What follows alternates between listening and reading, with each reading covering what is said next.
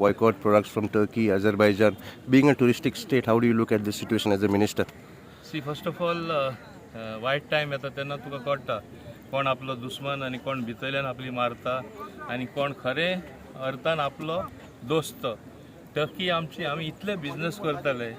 Azerbaijan Baku म्हूण आहा most tourism थिंगा वयर सरले आमचे इंडियन्सा लागून. टर्की इस्तांबूल हे सगळे वयर सरले आमचे इतले लोक थिंगा व्हडल्या प्रमाणान ट्युरिस्ट वयताले.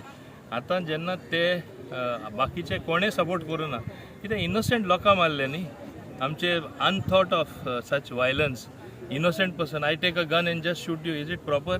हे भाशेन आतंकवादांनी आपले खरें कितें हेतू आहा तो दाखयलो म्हणजे आमचे भारतीय नागरीक आसा तांकां मारून उडोवपाचो.